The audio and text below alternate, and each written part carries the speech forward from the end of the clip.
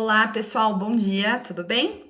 Hoje a gente vai começar os nossos estudos sobre a Segunda Guerra Mundial, mas para isso a gente precisa entender o que estava ocorrendo na Europa antes dela. E antes da Segunda Guerra Mundial, a gente tem o surgimento de uma forma de governo chamada totalitarismo na Europa. Esse governo totalitarista, ele tem algumas características principais, ok? Nazismo, fascismo, franquismo na Espanha e salazarismo em Portugal são exemplos de regimes totalitários que ocorreram na Europa. Então, o que esses governos aqui que subiram ao poder no período entre a Primeira Guerra e a Segunda Guerra Mundial, eles têm em comum?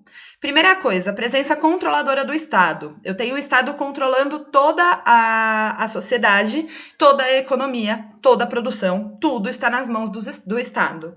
E esse Estado, ele prega um nacionalismo exacerbado. Ele prega que o povo, a nação está acima de tudo. Não permite oposição, se a oposição existir, ela é eliminada, ou presa, ou assassinada mesmo. Tem uma ideologia oficial, a gente vai ver que nazismo e fascismo têm características próprias. Vigia os cidadãos, ou seja, tem agentes do Estado espalhados por várias partes aí do governo para controlar o que a população está pensando e para que a população tenha até medo de pensar errado, ok? Controla a educação e os meios de comunicação também. Em geral, em relação à educação e os meios de comunicação, a gente tem projetos extremamente nacionalistas que vão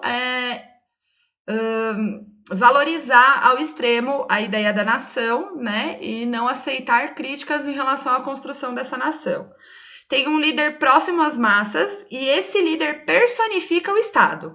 Então, por exemplo, quando a gente fala de nazismo, a gente pensa imediatamente na figura de Hitler, porque Hitler personificou o Estado nazista. A mesma coisa o Mussolini em relação ao fascismo, ok? Só que totalitarismo é diferente de autoritarismo, porque um regime autoritário, como por exemplo a ditadura civil-militar do Brasil, normalmente tem vários governantes que se alternam no poder. Aqui no Brasil nós tivemos 5 líderes militares, desculpem. E além disso, não existe essa ideia da proximidade com a massa, ok? Então são características que diferem um regime totalitário de um regime autoritário. Depois da Primeira Guerra Mundial, houveram várias ondas revolucionárias pela Europa, ok? Essas ondas revolucionárias, elas estão interligadas aí com o sucesso da Revolução Russa. A Revolução Russa, ela passa a ser utilizada como um exemplo pelos socialistas da Europa Ocidental inteira do que poderia ser feito. Além disso, pessoal, a gente também tem a formação de partidos conservadores radicais. Então, ao mesmo tempo que surgem movimentos socialistas, surgem movimentos contrários ao socialismo, que são essas formações de partidos conservadores radicais, que estão na origem do nazismo e do fascismo, que a gente vai ver mais para frente, ok? Um exemplo de uma onda revolucionária eu coloquei para vocês aqui, o que ocorreu na Alemanha em 1918. Começou como uma revolta de marinheiros, que se tornou uma revolta social gigantesca, e o governo imperial, que tinha sido colocado no poder pós-tratado de Versalhes, ele é derrubado e é proclamada uma república chamada República de Weimar, porque ela é proclamada na cidade de Weimar. E essa república é controlada pelo Partido Social Democrata. Então, antes do nazismo subir ao poder, a gente tem uma democracia aí, em forma de república, instaurada na Alemanha, que a gente também vai ver que não vai durar muito, ok? Então, o que vocês precisam entender aqui desse slide? Que depois da Primeira Guerra Mundial, eu tenho socialismo pipocando, movimentos revolucionários republicanos pipocando pela Europa e movimentos contrários às revoluções também pipocando pela Europa, que são os partidos conservadores, ok? O governo age com extrema violência contra as manifestações populares de basicamente todos os países da Europa, e assim a gente estuda agora os movimentos de extrema-direita que vão surgir.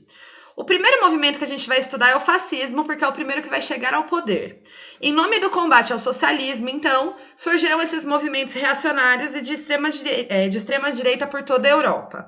O fascismo ele foi fundado pelo Benito Mussolini. O Benito Mussolini é um ex-socialista que entrou em descrença em relação à ideia e à construção de um país socialista e acreditava que só pela força, pelo uso da força e pelo estabelecimento de um governo totalitário, a Itália poderia se reerguer como uma grande potência. Muito inspirado, por exemplo, nas ideias de a Itália pode retomar a grandeza do Império Romano.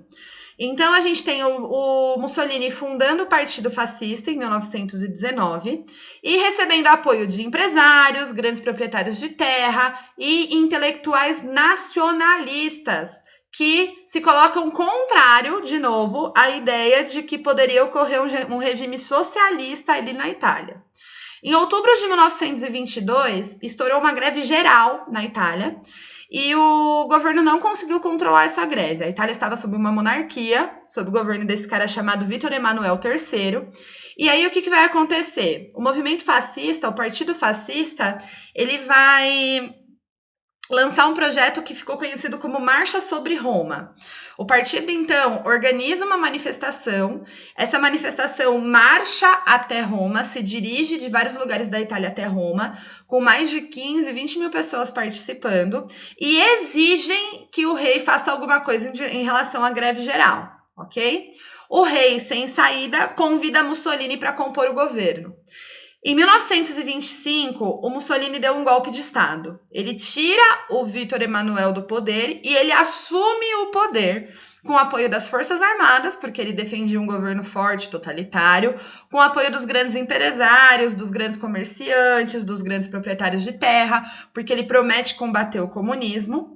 E ele declara que todos os partidos são ilegais agora, exceto o Partido Fascista, ok? E institui censura à imprensa. Por quê? Porque agora ele quer que tudo que apareça na imprensa seja discursos favoráveis ao novo governo. E aí a gente tem a construção da ideologia fascista, pessoal. O fascismo, ele recebe esse nome graças a esse instrumento aqui chamado fácio.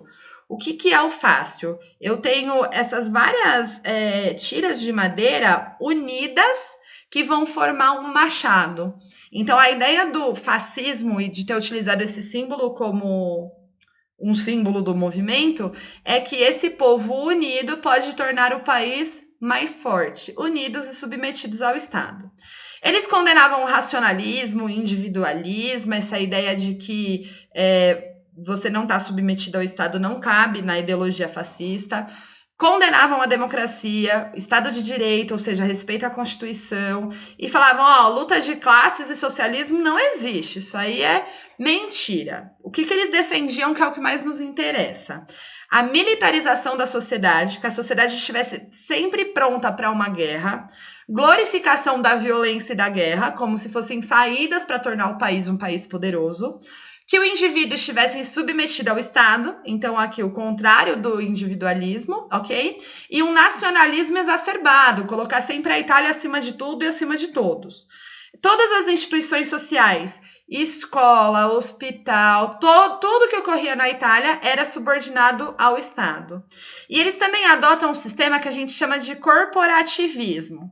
Cada categoria de trabalho, pessoal, os pedreiros, os padeiros, os professores, enfim, todas as categorias profissionais eram representadas por um único sindicato. E esse sindicato obedecia ao Estado. Ou seja, tudo era controlado pelo Estado. Tudo bem? Ao mesmo tempo, a gente também tem a escalada do nazismo na Alemanha.